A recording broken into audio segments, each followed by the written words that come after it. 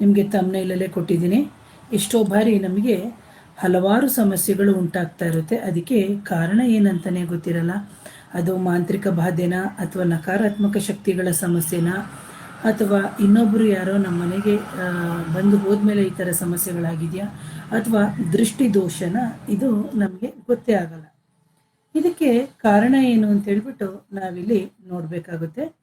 ಹಾಗೆಯೇ ಯಾರಾದರೂ ನನ್ನ ಚಾನಲ್ನ ಮೊದಲನೇ ಬಾರಿಗೆ ನೋಡ್ತಾ ಇದ್ದರೆ ದಯವಿಟ್ಟು ಚಾನಲ್ನ ಸಬ್ಸ್ಕ್ರೈಬ್ ಮಾಡಿ, ಜೊತೆಗೆ ಲೈಕ್ ಮಾಡಿ, ಹಾಗೆ ಶೇರ್ ಮಾಡಿ ಅಂತ ಹೇಳ್ತೀನಿ. ಇದಕ್ಕೆ ಸಂಬಂಧಪಟ್ಟಂತಹ ಹಲವಾರು ವಿಡಿಯೋಗಳನ್ನ ನನ್ನ ಗುರುಪರಂಪರೆ ಯೂಟ್ಯೂಬ್ ಚಾನಲಲ್ಲಿ ಕೊಟ್ಟಿದ್ದೀನಿ. ಸೊ ಹಾಗೆಯೇ ಇದಕ್ಕೆ ಸಂಬಂಧಪಟ್ಟಂತಹ ಎಷ್ಟೋ ಜನ ಪರಿಹಾರ ಕಂಡುಕೊಂಡವರು ಇದ್ದಾರೆ. ಸೊ ಯಾರಿಗಾದರೂ ಇದ್ರ ಬಗ್ಗೆ ಆಸಕ್ತರು ಅಪಾಯಿಂಟ್ಮೆಂಟ್ ಬೇಕು ಅಂತಿದ್ರೆ ನನ್ನ ವಾಟ್ಸಪ್ ನಂಬರ್ ಬಂದು 7019806595ಗೆ ವಾಟ್ಸಪ್ ಮುಖಾಂತರ ಸಂಪರ್ಕ ಮಾಡಿ ಅಂತ ಹೇಳ್ತೀನಿ ಪ್ರಿಯ ವೀಕ್ಷಕರೇ. ಸಂಪರ್ಕ ಮಾಡಿ. ಹಾಗೇನೇನೆ ಇಲ್ಲಿ ನಾವು ನೋಡಬೇಕಾಗುತ್ತೆ, ಮಾಂತ್ರಿಕ ಬಾಧೆಗಳಾಗಿರ್ಬೋದು ಅಥವಾ ನಕಾರಾತ್ಮಕ ಶಕ್ತಿಗಳ ಸಮಸ್ಯೆ ಇದ್ದಂತಹ ಸಂದರ್ಭದಲ್ಲಿ ನಮ್ಮ ಜೀವನದಲ್ಲಿ ಉಂಟಾಗುವಂತಹ ಹಲವಾರು ಸಮಸ್ಯೆಗಳು ಅಂತ ನಾನು ಹೇಳ್ತೀನಿ. ಯಾಕೆಂದ್ರೆ ಯಾವುದೇ ಒಂದು ವ್ಯಕ್ತಿಗೆ ಒಂದು ಸಮಸ್ಯೆಗಳು ಬರಲಿಕ್ಕಿಂತ ಮುಂಚೆ ನಮಗೆ ಹಲವಾರು ಬಾರಿ ಪ್ರತಿ ಬಾರಿ ಗೋಚಾರ ಆಗಿರುತ್ತೆ. ಇದು ಯಾವ ಸಮಸ್ಯೆ ಇರ್ಬೋದು ಅಂತ ಹೇಳ್ಬಿಟ್ಟು ನಮಗೆ ಎಷ್ಟೋ ಬಾರಿ ಇಂತಹ ಸಮಸ್ಯೆಗಳು ಬಂದಂತಹ ಸಂದರ್ಭದಲ್ಲಿ ನಮಗೆ ಯಾವ ರೀತಿ ಪರಿಹಾರ ಮಾಡ್ಕೋಬೇಕು ಅಂತ ನಾವು ತಿಳ್ಕೊಬೇಕಾಗುತ್ತೆ. ಒಂದು ಎರಡನೇದಾಗಿ, ಇದು ಎಷ್ಟು ವರ್ಷದಿಂದ ಈ ಸಮಸ್ಯೆಗಳಿದೆ, ಇದು ಸಮಸ್ಯೆಗಳು ನಿಜನಾ ಸುಳ್ಳ ಅಂತ ಹೇಳ್ಬಿಟ್ಟು ನೋಡಿ.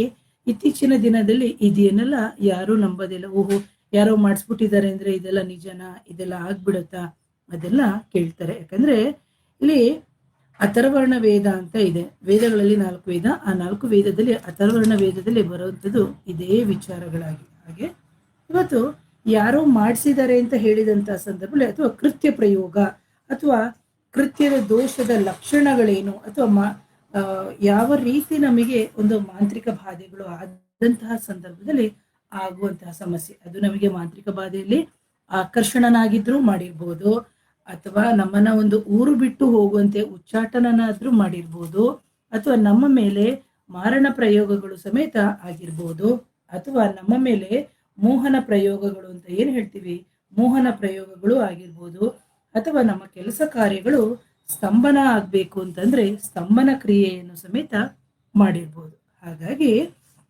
ನಾವು ನೋಡ್ಬೇಕಾಗುತ್ತೆ ಯಾವ ಕಾರಣಕ್ಕೆ ಮಾಡಿದ್ದಾರೆ, ಎಷ್ಟು ವರ್ಷದಿಂದ ಈ ವ್ಯಕ್ತಿಗೆ ಈ ಸಮಸ್ಯೆ ಅನುಭವಿಸ್ತಾ ಇದ್ದಾರೆ ಅಂತೇಳಿ. ಹಾಗೆ ಯಾವ ವ್ಯಕ್ತಿಗೆ ಒಂದು ಮಾಂತ್ರಿಕ ಬಾಧೆಗಳು ಅಥವಾ ನಕಾರಾತ್ಮಕ ಶಕ್ತಿಗಳ ಸಮಸ್ಯೆ ಇನ್ನೊಬ್ರು ನಮ್ಮ ದೇಹಕ್ಕೆ ಮಾಡಿ ಕಳಿಸಿದಂತಹ ಸಂದರ್ಭದಲ್ಲಿ ಆ ವ್ಯಕ್ತಿಯು ಯಾವಾಗ ನೋಡಿದ್ರು ಅಶುಚಿಯಾಗಿರ್ತಾನೆ, ಒಂದು ಶುಚಿತ್ವನೇ ಇರೋದಿಲ್ಲ, ಜೊತೆಗೆ ಆಲಸ್ಯಗಳು ಇರುತ್ತೆ. 8 ಗಂಟೆಗೆ ಎದ್ದೇಳ್ಬೇಕಾಗಿರುವಂಥ ವ್ಯಕ್ತಿ 10 ಗಂಟೆಗೆ ಎದ್ದೇಳೋದು, ಈ ಥರ ಎಲ್ಲ ಮಾಡ್ತಾರೆ. ಹಾಗೇನೇನೆ ಎಷ್ಟೋ ಬಾರಿ ಅವರಿಗೆ ಒಂಥರ ಸರಿಯಾಗಿ ನಿದ್ದೆ ಬರದೇ ಇರುವಂಥದ್ದು, ಹಗಲೆಲ್ಲ ಒಂದು ಏನು ಸುಮ್ಮನೆ ಸಮಯ ಹಾಳು ಮಾಡಿಬಿಡೋದು, ಹಗಲು ಸಮಯ ಹಾಳು ಮಾಡೋದು, ರಾತ್ರಿ ಮಲಗ್ತೀನಿ ಅಂತ ಹೋಗ್ತಾರೆ, ಆ ರಾತ್ರಿ ಮಲ್ಕೊಳ್ಳೋಕ್ಕೂ ಸಮೇತ ಅವರಿಗೆ ಆಗದೇ ಇಲ್ಲ. ಅಂತಹ ಸಂದರ್ಭದಲ್ಲಿ ಅವರು ನಿಧಾನವಾಗಿ ಯೋಚನೆ ಮಾಡ್ತಿರ್ತಾರೆ, ಯಾಕೆ ನನಗೆ ಈ ಥರ ಸಮಸ್ಯೆಗಳು ಆಗ್ತಾ ಇದೆ, ಯಾಕೆ ಈ ಥರ ಆಗ್ತಾ ಇದೆ ಅಂತ ಹೇಳ್ಕೊಂಡು. ಎಷ್ಟೋ ಬಾರಿ ಕೆಲವ್ರು ಹೇಳ್ತಾರೆ, ಮೇಡಮ್ ನನಗೆ ಈ ನಡುವೆ ತುಂಬಾ ನಿದ್ದೆನೇ ಬರ್ತಾ ಇಲ್ಲ, ಯಾಕೆ ನಿದ್ದೆ ಬರ್ತಾ ಇಲ್ಲ ಗೊತ್ತಿಲ್ಲ ಅಂತ. ಹಾಗೆ ಎಷ್ಟೋ ಜನ ಒಂದು ಸಂಧ್ಯಾವಂದನೆ ಆಗಿರ್ಬೋದು, ಒಂದು ಮಂತ್ರ ಅನುಷ್ಠಾನಗಳಿರ್ಬೋದು, ಇವೆಲ್ಲವನ್ನು ಮಾಡ್ಕೊಳ್ತಾ ಇರ್ತಾರೆ, ಆದ್ರೂ ಅವರಿಗೆ ಸರಿಯಾಗಿ ಪರಿಹಾರ ಆಗಿರಲ್ಲ. ಹಾಗೇನೇನೆ ಯಾವಾಗ ಆ ವ್ಯಕ್ತಿಯ ಮೇಲೆ ಒಂದು ಪಾಸಿಟಿವ್ ಎನರ್ಜಿ ಅಥವಾ ಋಣಾತ್ಮಕವಾದಂತಹ ಅಥವಾ ಸಕಾರಾತ್ಮಕವಾದಂತಹ ಶಕ್ತಿ ಹೋಗಿ ನಕಾರಾತ್ಮಕವಾದಂತಹ ಶಕ್ತಿಗಳು ಅವರ ದೇಹದಲ್ಲಿ ಇರುತ್ತೋ, ಅಂತಹ ಸಂದರ್ಭದಲ್ಲಿ ಅವರು ಒಂದು ಕೆಟ್ಟ ಜನರ ಸಹವಾಸಕ್ಕೆ ಹೋಗ್ತಾರೆ. ಆ ಕೆಟ್ಟ ಜನರ ಸಹವಾಸದಿಂದ ಕ್ರಮೇಣವಾಗಿ ಅವರು ಏನಂತಂದ್ರೆ ಅವನತಿ ಹೊಂತಾರೆ. ಅಂದ್ರೆ ಕೊನೆಯಲ್ಲಿ ಅವರು ಒಂಥರ ಎಲ್ಲ ಹಾಳಾಗೋದು, ಕುಡಿದು ಹಾಳಾಗೋದು, ಈ ತರ ಎಲ್ಲ ಆಗ್ತಾ ಇರುತ್ತೆ. ಹಾಗೇನೇನೆ ಕೆಲವ್ರನ್ನ ನೀವು ನೋಡ್ಬೋದು, ಆ ವ್ಯಕ್ತಿ ತುಂಬಾ ನಿಗೂಢವಾಗಿರ್ತಾರೆ, ಅವರ ಚಲನವಲನಗಳನ್ನ ನಾವು ಕಂಡುಹಿಡಿಲಿಕ್ಕೆ ಸಾಧ್ಯ ಇಲ್ಲ. ಹಾಗೇನೇನೆ ಅವರ ಮನೆಯಲ್ಲಿ ಏನಾದರೂ ಪ್ರಾಣಿಗಳು ಸಾಕಿದ್ರೆ ಅಂತಹ ಪ್ರಾಣಿಗಳು ಒಂದು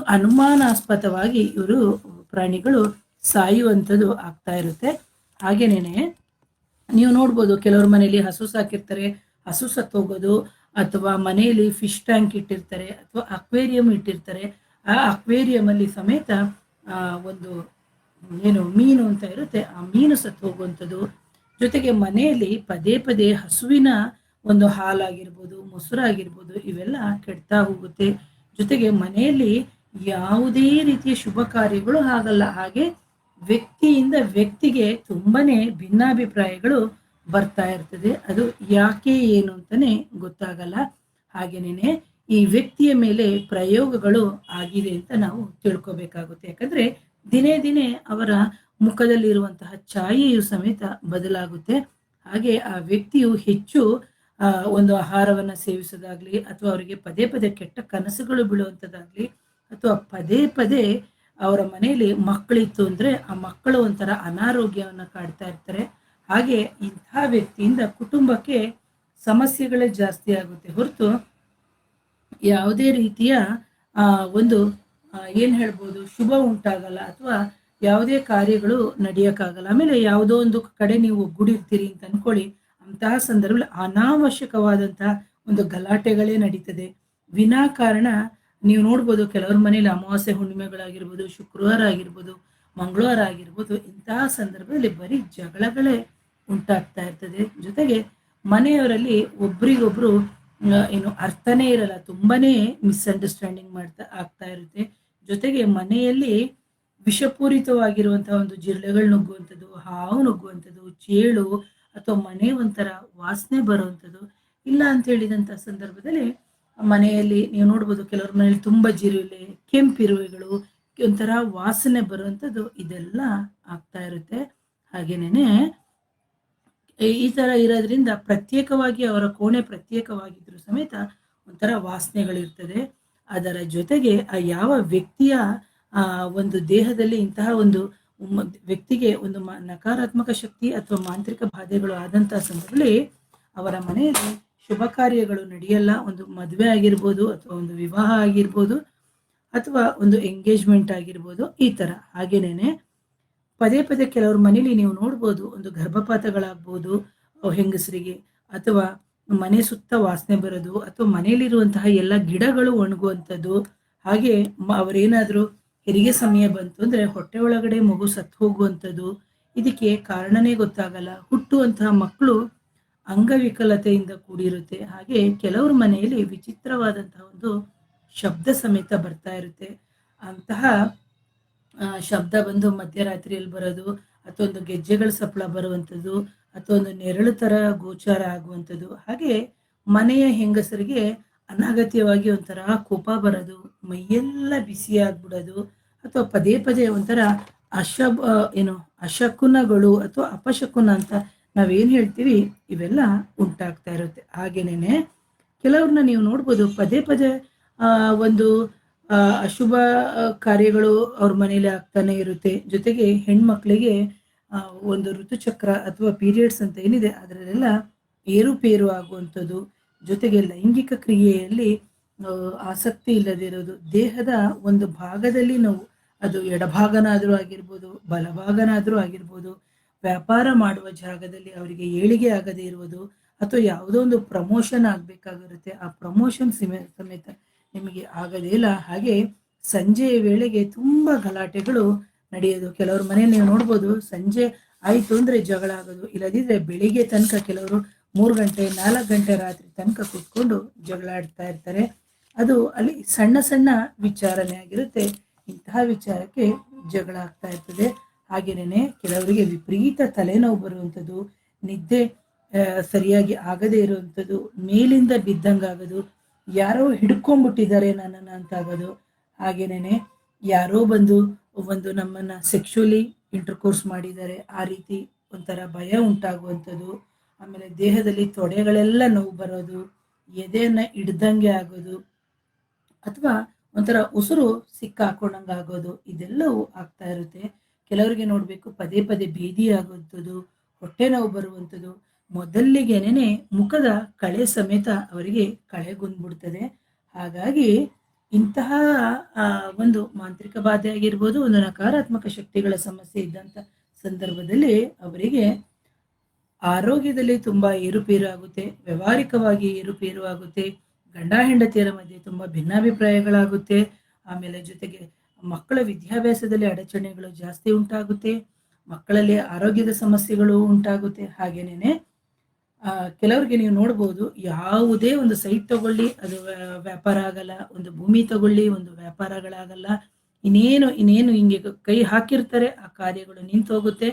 ಈ ಥರ ಎಲ್ಲ ಪದೇ ಪದೇ ಆಗ್ತಾ ಇರುತ್ತೆ. ಹಾಗೆ ಕೆಲವ್ರಿಗೆ ತುಂಬಾ ಮೆಂಟಲಿ ಇಲ್ನೆಸ್ ಬಂದ್ಬಿಡೋದು, ಜೊತೆಗೆ ನಮ್ನೆಸ್ಸು, ಕೈಕಾಲೆಲ್ಲ ಈ ಸೆಳೆತ ಬರೋದು, ನಮ್ನೆಸ್ಸು, ತಲೆನೋವು ಬರುವಂಥದ್ದು, ಮೆಂಟಲಿ ಒಂಥರ ಡಿಪ್ರೆಷನ್ಗೆ ಹೋಗೋದು, ಕೆಲವರಿಗೆ ಇರ್ರೆಗ್ಯುಲರ್ ಆಗಿ BP ಫ್ಲಕ್ಚುಯೇಷನ್ಸ್ ಆಗುವಂಥದ್ದು, ಅಥವಾ ಕೆಲವರಿಗೆ ಇದ್ದಕ್ಕಿದ್ದಂಗೆ ವೆಯ್ಟ್ ಲಾಸ್ ಆಗೋದು, ಅಥವಾ ತೂಕ ಜಾಸ್ತಿ ಆಗೋದು, ಅಥವಾ ಕೆಲವರಿಗೆ ತೂಕ ಕಮ್ಮಿ ಆಗುವಂಥದ್ದು, ಹೊಟ್ಟೆ ಊದ್ಕೊಳ್ಳುವಂಥದ್ದು, ಯಾವಾಗಂದ್ರೆ ಹಾಗೆ ಮೈಕೈ ನೋವು ಬರೋದು, ಜ್ವರ ಬರೋದು, ಸುಮ್ಮನೆ ನೆಗಡಿ ಆಗೋದು, ಇದೆಲ್ಲವೂ ಕೆಲವರಲ್ಲಿ ಆಗ್ತಾ ಇರುತ್ತೆ. ಯಾವಾಗ ನಮಗೆ ಮಾಂತ್ರಿಕ ಬಾಧೆಗಳಾಗಿರ್ಬೋದು ಅಥವಾ ನಕಾರಾತ್ಮಕ ಶಕ್ತಿಗಳ ಸಮಸ್ಯೆ ಇದೆ ಅಂತ ನಮಗೆ ತಿಳ್ಕೋಬೇಕು ಅಂತ ಹೇಳಿದಂಥ ಸಂದರ್ಭದಲ್ಲಿ ನಾವು ಹಲವಾರು ಕಡೆ ಹೋಗಿ ಸುತ್ತಿರ್ತೀವಿ, ಹಲವಾರು ಪರಿಹಾರಗಳನ್ನ ನಾವು ಮಾಡ್ಕೊಂಡಿರ್ತೀವಿ. ಆದರೂ ನಮಗೆ ಪರಿಹಾರ ಆಗಿಲ್ಲ ಅಂತ ಹೇಳಿದಂತಹ ಸಂದರ್ಭದಲ್ಲಿ ನಾವು ಮಾಡಬೇಕಾಗಿರೋದು ಮೊದಲಿಗೆ ನಮ್ಮ ಕುಲದೇವರ ಆರಾಧನೆ, ಆ ನಂತರದಲ್ಲಿ ಮನೆ ದೇವರ ಆರಾಧನೆ, ಜೊತೆಗೆ ಗ್ರಾಮ ದೇವರ ಆರಾಧನೆ. ಇದೆಲ್ಲದಕ್ಕೂ ಮಾಡೋಕ್ಕಿಂತ ಮುಂಚೆ ನಿಮ್ಮ ಸಂಕಲ್ಪಗಳು ತುಂಬಾ ಮುಖ್ಯವಾಗಿರುತ್ತೆ. ಇಂಥ ಸಂಕಲ್ಪವನ್ನು ಸಮೇತ ನೀವು ಮಾಡಬೇಕಾಗುತ್ತೆ. ಒಂದು ಎರಡನೇದಾಗಿ, ಈಗ 22ನೇ ತಾರೀಕಿನಿಂದ ನಮಗೆ ನವರಾತ್ರಿ ಶುರು ಆಗ್ತಾ ಇದೆ. ಇಂತಹ ನವರಾತ್ರಿಯ ಸಂದರ್ಭದಲ್ಲೂ ಸಮೇತ ನಾವು ಇಂತಹ ಒಂದು ಮಾಂತ್ರಿಕ ಬಾಧೆಗಳಾಗಿರ್ಬೋದು, ನಕಾರಾತ್ಮಕ ಶಕ್ತಿಗಳ ಸಮಸ್ಯೆನ ನಾವು ದೂರ ಮಾಡೋದಕ್ಕೆ ನನ್ನ ಮುಂದಿನ ವಿಡಿಯೋದಲ್ಲಿ ನಾನು ಹಲವಾರು ಪರಿಹಾರಗಳನ್ನ ಕೊಡ್ತೀನಿ. ಸೊ ಹಾಗಾಗಿ ಅಂತಹ ಪರಿಹಾರಗಳನ್ನು ನೀವು ಮಾಡಿಕೊಂಡು ಉಪಯೋಗವನ್ನು ಪಡ್ಕೋಬಹುದು. ಹಾಗೇನೇ ಈವರೆಗೆ 80 ಭಾಗ 90 ಭಾಗ ಮೈಯಲ್ಲಿ ಹಿಡಿದಿದೆ ಅಂತಹ ಸಂದರ್ಭದಲ್ಲಿ ಅದನ್ನೆಲ್ಲವೂ ಸರಳವಾಗಿ ತೆಗೆಯೋಕ್ಕೆ ಸಾಧ್ಯ ಇಲ್ಲ. ಅದನ್ನ ಸರಿಯಾದ ನೀವು ನಮ್ಮಂತ ಅವರ ಮುಖಾಂತರವೇ ನೀವು ಪರಿಹಾರಗಳನ್ನ ನೀವು ಮಾಡ್ಕೋಬೇಕಾಗುತ್ತೆ ಅಂತ ಹೇಳ್ತೀನಿ. ಯಾರಿಗೆ ಸರಿಯಾಗಿ ನಿದ್ರೆ ಬರಲ್ಲ, ಯಾರಿಗೆ ಅಂದ್ರೆ ಮುಟ್ಟಿನ ಸಮಸ್ಯೆಗಳು, ಮಲಬದ್ಧತೆ, ಕಾರಣವಿಲ್ಲದೆ ಜಗಳ ಆಗೋದು, ಆರೋಗ್ಯ ಸಮಸ್ಯೆಗಳಾಗ್ತಾ ಇದೆ, ವ್ಯಾಪಾರದಲ್ಲಿ ಅಭಿವೃದ್ಧಿ ಆಗ್ತಾ ಇಲ್ಲ, ಅಥವಾ ಒಂದು ಮನೆ ತಗೊಂಡಿರ್ತಾರೆ, ಆ ಮನೆಯನ್ನು ಬಿಟ್ಟು ಇನ್ನು 10 ಮನೆ ಮಾರಾಟ ಮಾಡಿಕೊಂಡು ಅವರು ಬೇರೆ ಬೇರೆ ಜಾಗಕ್ಕೆ ಹೋಗಿ ವಾಸ ಮಾಡೋದು ವಾಸ್ತು ದೋಷ ಅಂತೇಳಿ. ಯಾಕಂದ್ರೆ ಕೆಲವೊಮ್ಮೆ ನಾವು ನೋಡ್ಬೇಕು, ಮನೆಯಲ್ಲಿ ನಕಾರಾತ್ಮಕ ಶಕ್ತಿಗಳಿದೆಯಾ ಅಥವಾ ನಮ್ಮ ದೇಹದಲ್ಲಿ ಇದೆಯಾ ಅಂತ. ಇದನ್ನ ನೋಡಿ ನಾವು ಸರಿಯಾದ ರೀತಿಯಲ್ಲಿ ನಿರ್ಧಾರ ಮಾಡಿ ನಾವು ಮಾಡಿಕೊಂಡಿದ್ದೇ ಆದಂತಹ ಸಂದರ್ಭದಲ್ಲಿ ಖಂಡಿತವಾಗ್ಲೂ ನಮಗೆ ಉತ್ತಮವಾದಂತಹ ಫಲವೇ ಸಿಗುತ್ತೆ ಅಂತ ಹೇಳ್ತೀನಿ ಪ್ರೇಕ್ಷಕರೇ.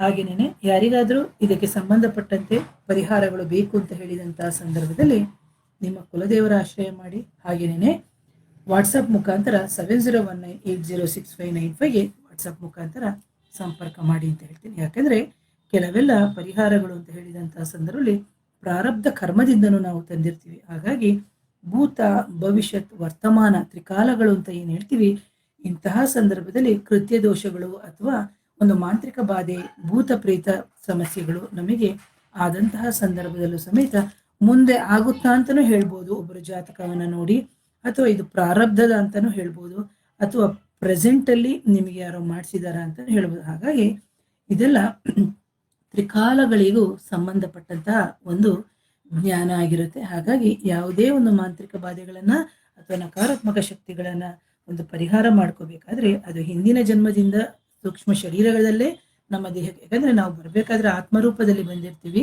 ಆದ್ರೆ ಆತ್ಮ ಬೇಕು ಅಂತಂದ್ರೆ ನಮ್ಗೆ ಒಂದು ದೇಹ ಬೇಕು, ದೇಹಕ್ಕೆ ಚೈತನ್ಯ ಶಕ್ತಿ ಬೇಕಂದ್ರೆ ಆತ್ಮ ಬೇಕು. ಸೊ ಹಾಗಾಗಿ ಕೆಲವೆಲ್ಲವೂ ನಮ್ಮ ಸೂಕ್ಷ್ಮ ಶರೀರದಲ್ಲೇ ಹುಟ್ಟುವಾಗಲೇ ಮಗುವಿನ ರೂಪದಲ್ಲೇ ಹೊತ್ತು ತಂದಂತಹ ಸಂದರ್ಭದಲ್ಲಿ ಪರಿಹಾರಕ್ಕೆ ನಾವು ಹಲವಾರು ಕಡೆ ಸುತ್ತಿರ್ತೀವಿ. ಕೆಲವೊಂದೊಂದು ಸಂದರ್ಭದಲ್ಲಿ ಇಂತಹ ಪರಿಹಾರಗಳಿಗೆ ನಿಮ್ಮ ಕುಲದೇವರೇ ನಿಮಗೆ ಪರಿಹಾರಕ್ಕೆ ದಾರಿ ಮಾಡಿಕೊಡ್ತಾರೆ ಇಂತಹ ವಿಡಿಯೋದ ಮುಖಾಂತರ. ಆದ್ರೂ ಕೆಲವರು ಏನ್ ಮಾಡ್ತಾರೆ ಅಂದ್ರೆ ಉದ್ದಟತನದಿಂದ ಇದೆಲ್ಲ ಆಗುತ್ತಾ, ಇದೆಲ್ಲ ನಿಜ ಅಂತೇಳಿ ಅರ್ಧ ಮಾಡೋದು, ಅರ್ಧ ನಿಲ್ಸೋದು, ಇದೆಲ್ಲ ಮಾಡ್ತಾರೆ. ಅಂತಹ ಸಂದರ್ಭದಲ್ಲಿ ನಿಮಗೆ ಇನ್ನಷ್ಟು ಸಮಸ್ಯೆಗಳೇ ಆಗುತ್ತೆ ಹೊರತು ಯಾವುದೇ ರೀತಿ ಪರಿಹಾರಗಳು ಆಗಲ್ಲ. ಹಾಗಾಗಿ ಇಲ್ಲಿ ಯಾವುದೇ ರೀತಿ ಎದುರಿಸುವಂಥದ್ದಿಲ್ಲ. ನೋಡಿ, ಈಗ ನಾಡಿದ್ದು ಅಮಾವಾಸ್ಯೆ, ಪಿತೃಪಕ್ಷ ಬರ್ತಾ ಇದೆ. ಅಂತಹ ಸಂದರ್ಭದಲ್ಲಿ ನೀವು ಮಂತ್ರಗಳ ಮುಖಾಂತರ, ಜಪದ ಮುಖಾಂತರ ನೀವು ಪರಿಹಾರಗಳನ್ನ ಮಾಡ್ಕೋಬೇಕು. ಕೆಲವೆಲ್ಲ ಮಂತ್ರದ ಮುಖಾಂತರ ಜೊತೆಗೆ ಜಪದ ಮುಖಾಂತರ ಮಾಡಬೇಕು. ಆದ್ರೆ ಕೆಲವೆಲ್ಲವೂ ನಾವು ಧ್ಯಾನದ ಮುಖಾಂತರ ಪರಿಹಾರ ಮಾಡ್ಕೋಬಹುದು ಅಂತ ಹೇಳ್ತಾರೆ. ಆದ್ರೆ ಎಷ್ಟೋ ಬಾರಿ ನನ್ನ ಕೇಸ್ ಸ್ಟಡೀಸಲ್ಲಿ ನಾನು ನೋಡಿದಂಗೆ ಎಷ್ಟೋ ಬಾರಿ ಧ್ಯಾನಗಳು ಮಾಡಿದಂತಹ ಸಂದರ್ಭದಲ್ಲೂ ಸಮೇತ ನಮಗೆ ನಮ್ಮ ಕರ್ಮದ ಬಾಗಿಲು ಓಪನ್ ಆಗಿರಲ್ಲ. ಅದಕ್ಕೆ ಕಾರಣ ನಮ್ಮ ಕುಲದೇವರೇ. ಹಾಗಾಗಿ ನಮ್ಮ ಕುಲದೇವರನ್ನ ಮುಂದಿಟ್ಕೊಂಡೇ ನಾವು ಪರಿಹಾರಗಳನ್ನು ಮಾಡ್ಕೋಬೇಕು ಅಂತ ಹೇಳ್ತಾ ಇವತ್ತಿನ ವಿಡಿಯೋನ ಮುಗಿಸ್ತೀನಿ. ಯಾರಿಗಾದರೂ ಮಾಂತ್ರಿಕ ಬಾಧೆ, ನಕಾರಾತ್ಮಕ ಶಕ್ತಿಗಳ ಸಮಸ್ಯೆ ಇದ್ದಂತಹ ಸಂದರ್ಭದಲ್ಲಿ ನನ್ನ ನೇರ ಭೇಟಿಗೆ ಅವಕಾಶ ಇರುತ್ತೆ. ನನ್ನ ವಾಟ್ಸಪ್ ನಂಬರ್ ಬಂದು 7019806595. ಈ ನಂಬರ್ಗೆ ವಾಟ್ಸಪ್ ಮುಖಾಂತರ ಸಂಪರ್ಕ ಮಾಡಿ ಅಪಾಯಿಂಟ್ಮೆಂಟ್ ತಗೊಂಡು ಆನಂತರ ನೀವು ಭೇಟಿಯಾಗ್ಬೋದು ಅಂತ ಹೇಳ್ತಾ ಇವತ್ತಿನ ವಿಡಿಯೋನ ಮುಗಿಸ್ತೀನಿ. ಮತ್ತೊಮ್ಮೆ ಧನ್ಯವಾದಗಳು. ಹೀಗೆ ನನ್ನ ಏನು ಚಾನಲ್ನಲ್ಲಿ, ಗುರುಪರಂಪರೆ ಚಾನಲ್ನಲ್ಲಿ ಹಲವಾರು ರೀತಿಯ ವಿಡಿಯೋಗಳನ್ನ ಕೊಟ್ಟಿದ್ದೀನಿ. ಇಂತಹ ವಿಡಿಯೋವನ್ನು ನೋಡಿ ನೀವು ಪರಿಹಾರಗಳನ್ನು ಮಾಡ್ಕೊಳ್ಳಿ ಅಂತ ಹೇಳ್ತೀನಿ. Once again thank you. ನಮಸ್ತೆ.